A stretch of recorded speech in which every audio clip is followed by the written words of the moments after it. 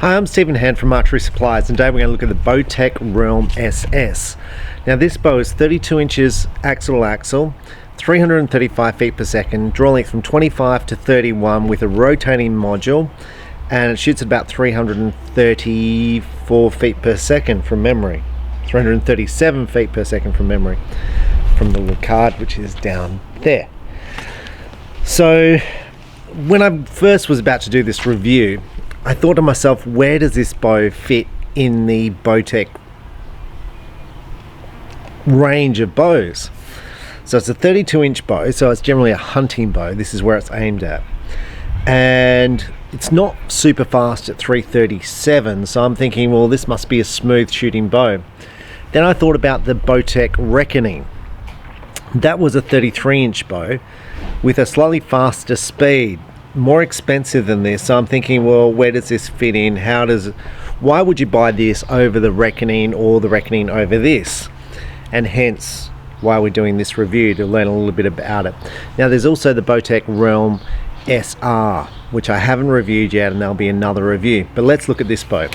So what you see with this bow is a twin cam system, so a yoke at the top and a yoke at the bottom. Now what yokes allow you to do is to tune the bow, and the way you tune bows with yokes is put twists in the cables. So with the Bowtech Reckoning, the way you tune the bow is you move the cam left to right.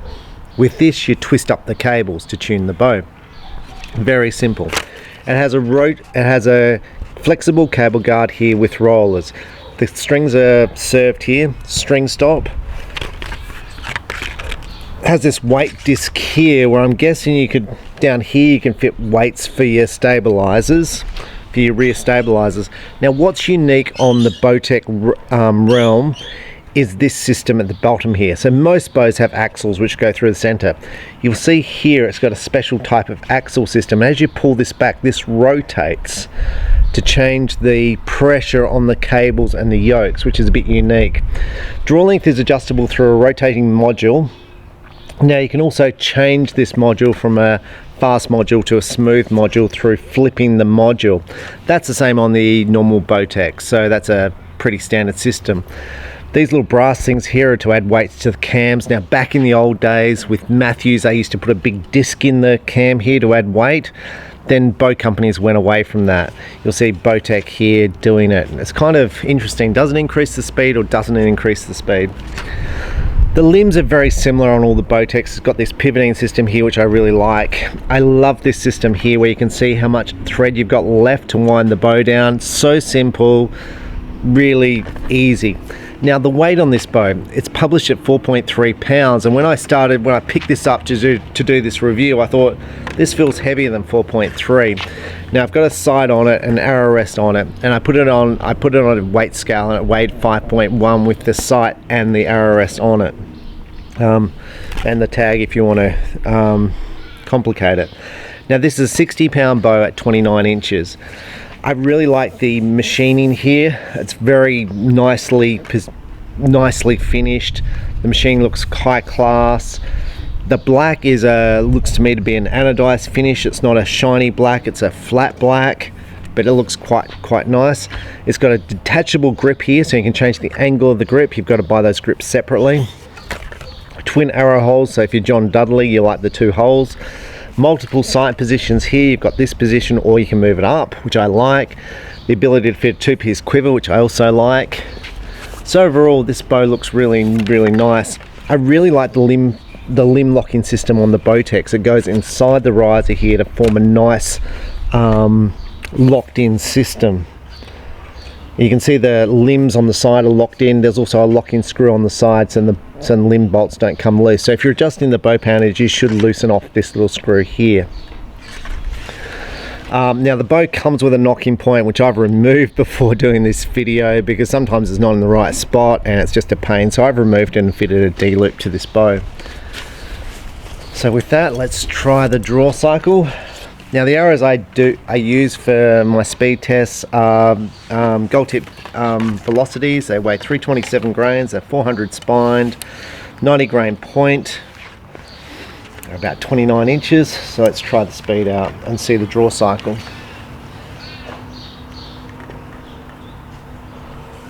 So it sort of starts off hard. This is the first time I've drawn this bow. Feels like it's getting easier now. I've still got quite a way to go. It's getting, oh, there's the stop. Now when I'm back here, it's dead solid. It's using cable stop, so I'm going to take this shot.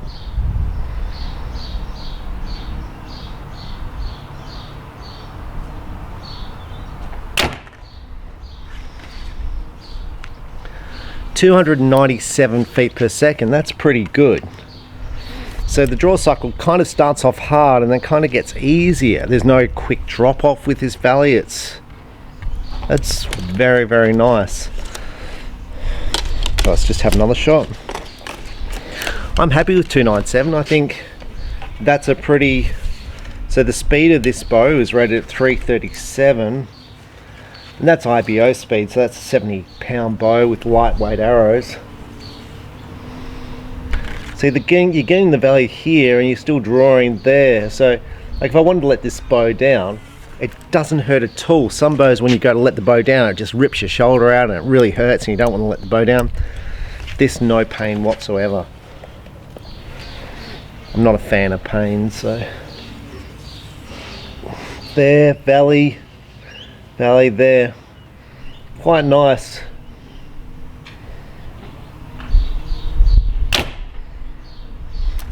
The bow's not moving in my hand. 298. You can see when I shoot the bow just sits there, very nicely balanced in the hand. Very nice bow to shoot. Now with some bows, when you draw the bow back at 32 inches, the bow's longer because of the cams. This is 32 inches. 29 inches, it kind of feels like a 29-inch bow, but I'm going to say it feels slightly shorter than 29. It's comfortable. The angle on the string feels a little bit acute, so tighter than some bows at 32.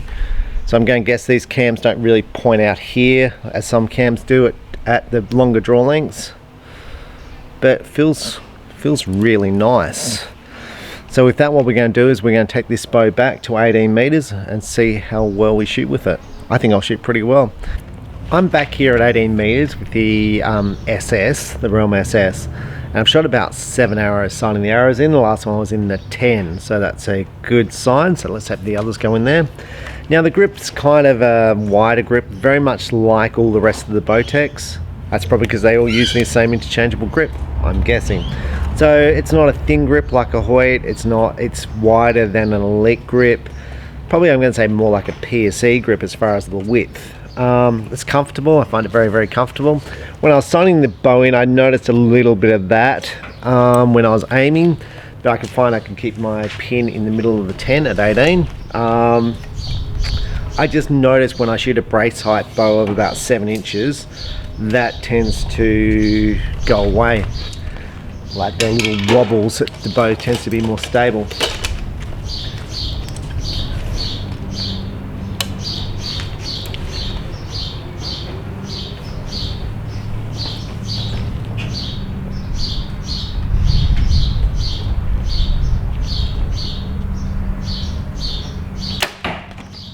So my first thing is I'm finding the draw really smooth, so no pain in my shoulders at all. It feels easy. It feels good. Easy to hold back. I don't feel like it's about to rip forward in my shot. It feels good.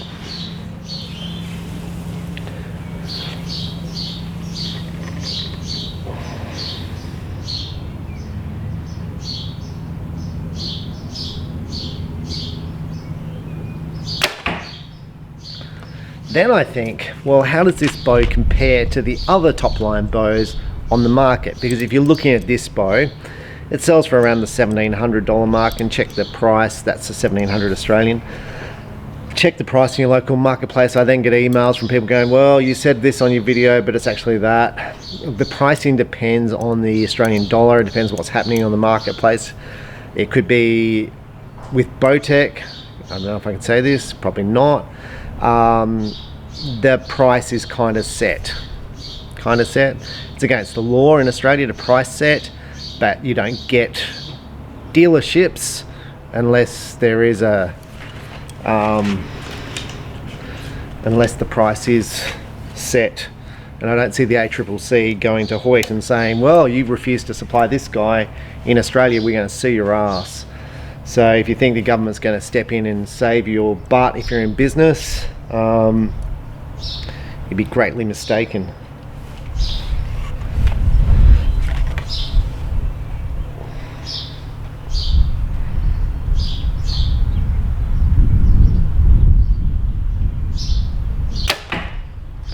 I really like the way this bow shoots. I'm feeling no vibration in the shot at all.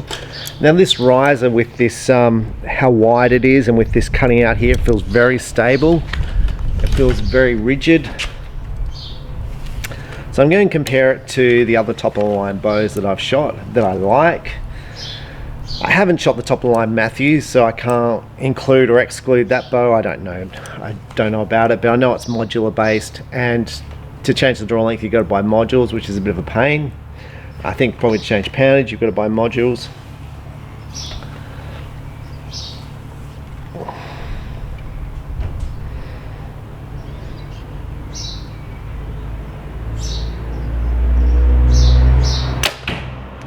But I did just do a review on the Hoyt Alpha.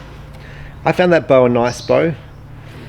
I'm going to say I find this grip a little bit easier. Not that the Hoyt grip was bad, I just find my hand is sitting more natural with this grip in place. I'm going to find this draw length easier, although the Hoyt is about 10 feet per second faster from memory on my test that I did. I'm going to say I kind of like this cam system being a twin cam because it's complete tunability. This thing here is interesting. I don't know how it's going to last in 10 years, but it looks good. It's a very high tech. And, you know, some of my customers say, well, you're buying Bowtech because you like the technology.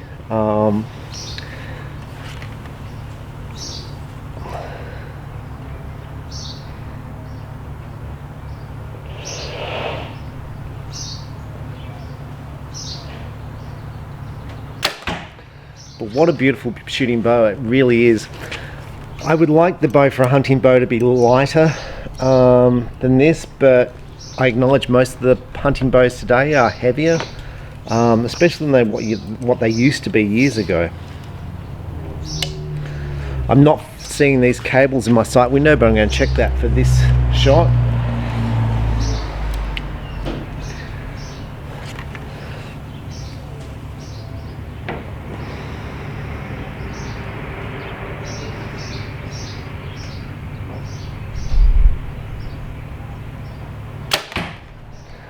So these cables go to the inside of this window here, so they're completely out the way of your shot. So I'm going to compare it to the Elite Cure. I really like the Elite Cure. I like the grip. I'm going to say I like both grips probably equally. This is a nice grip. I like the adjustability on the Cure.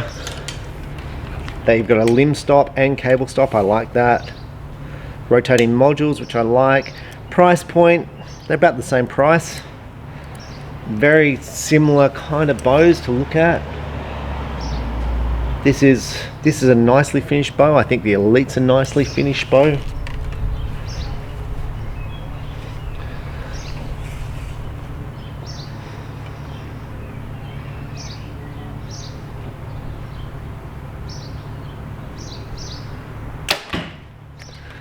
Now I'm going to say probably the best selling of the top of the line bows right now is going to be the PSE NXT 33. Had huge success for PSE. It's a smooth draw cycle. It's got a rubberized grip which you can either take off or shoot with the riser itself. Some people prefer it with the grip, some prefer it without. It's a very stable shooting bow. I'm going to guess it's a fraction lighter than this in physical weight. Draw cycle's different. Not that it's harder, it's a different draw cycle. This kind of drops into the valley slower than the Elite, than the PSE. But I feel like this builds up quicker at the start and then drops off quicker at the end, as far as it's a longer valley on this bow than the PSE.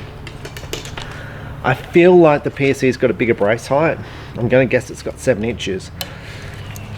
I know with the 33 I shot extremely well with it, and people shoot target with it. I wouldn't be shooting target with this bow. This would be like a 3D hunting bow for me. I wouldn't even consider this bow for target shooting. For target shooting, I'd be shooting the Reckoning 38 or the Reckoning X, which is 35 inches. It's a bit bigger brace height, so I wouldn't be considering this bow for target shooting, but I'd definitely consider the PSE 33, NXT 33 for target shooting, the 7-inch brace height. People are shooting huge scores with that bow.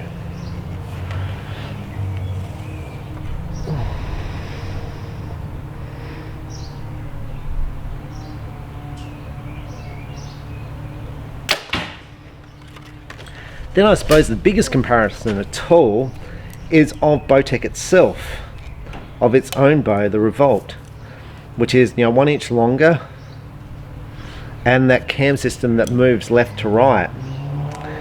I'm going to say this draw cycle is easier, but I feel like the Revolt will outsell this bow. I feel like the Revolt's got the new technology and this is older technology. Not that this is bad, it's perfectly fine. I just feel like it'll outsell it because people will go like, I want the latest.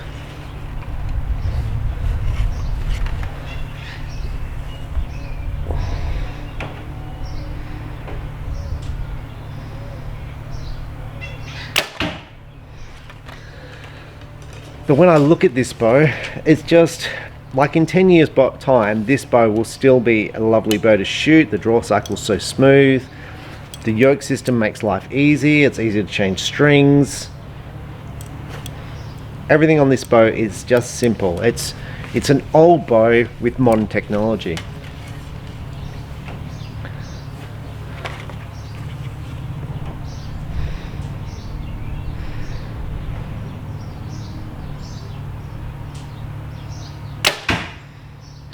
Really, really nice to shoot. Beautiful bow. I don't know the advantage of these dampeners on one side versus the other, but really, really nicely finished bow. Really like this bow. Alright, let's go and have a look down the other end and see what the grip's like. Okay, so the first thing you're going to notice is I put a target up on top of my normal target where I shoot. Now I've done this for a couple of reasons. One, I've got the state championships coming up, an Olympic archer, and another archer said you better shoot higher because you get your natural arc of shooting if you shoot at a higher. If you're shooting 50 meters, then you've got a natural arc, so your target should be higher if you're shooting at home to develop that normal position of shooting. Now also I wanted to try this target out. I know this review isn't about this target, but these are the Fastgo targets that are new. The company's changed the design of them. The old ones used to have glue here and the arrow would get stuck in the glue and you couldn't budge them. That's finished. They used to have like glue on the centers. They used to have a different type of foam. That's all finished with. These ones are lasting a lot longer. Ballpark, they sell for about 400 bucks, 400 Australian dollars. Now this company makes targets for a lot of companies, and if you ever see people going, oh, there's this target company, I'm not going to name them, this target company, I'm going, should ask to see photos of where they make those targets, because I know it comes from this company here. So this is a Vietnamese company. They make targets for you, whatever you want, whatever size you want, and they're pretty affordable. So you got to bring them in by the container, but they're pretty affordable. So let's look at the group. I shot 1, 2, 3, 4, 5, 6, 7, 8 arrows. 8 arrows, which are basically 10s, and then I've got a 9 and a 9. So that's 10 arrows and 2 9s. That's extremely good for me. That's a 5-pin hunting sight with a whisker biscuit. Now, I've just started up training again to try and improve my scores, to try and be relevant again, because everyone's shooting a lot higher scores than me. And I've been struggling to shoot that type of accuracy with my target bow. It could be the weight of the bows too much for me. It could be the holding weights too much for me. Could be today's a beautiful day, and today is a beautiful day. There's no wind, it's nice and light. It's just beautiful, and lately it's been pretty crappy weather. But that's awesome. It's a great group. You know, obviously 2 bad shots, but That's not bad, you know, like I'm going to be extremely happy with that. Now, I started this saying I wouldn't be shooting this as a target bow. Like, that's a great group for a target bow.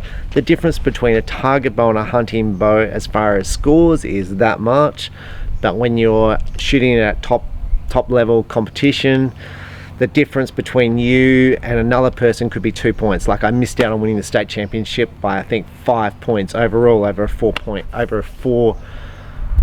shoot event. I missed out on being state champion by I think it was 3 points or something. It was just, you know, the other guy shot a personal best. It's like, damn. And that's what you know, when you're shooting competition, it's like you're trying to improve, you're trying to get better, and you're trying for points.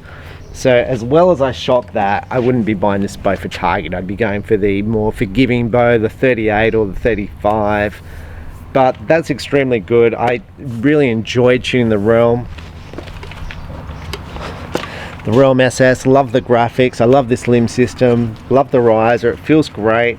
I love the whole way the bow's put together. It looks nice. Like the cams are marked here to show you the draw length, so you don't have to go, well, what draw length is it set on?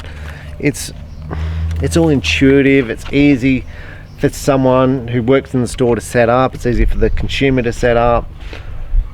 Like the bow, like the technology. The delays at the moment with Bowtech, so we're talking COVID, so it's Halloween, November. At the moment, Bowtech is talking 4 months delay for diamond, to get a diamond bow. They're talking about 5 weeks delay to get a Bowtech to be made, which is pretty good because it was about 8 weeks 2 weeks ago. About 3 weeks ago, it was about 8 weeks, and they reckon it's down to 4 to 5 weeks to make a bow.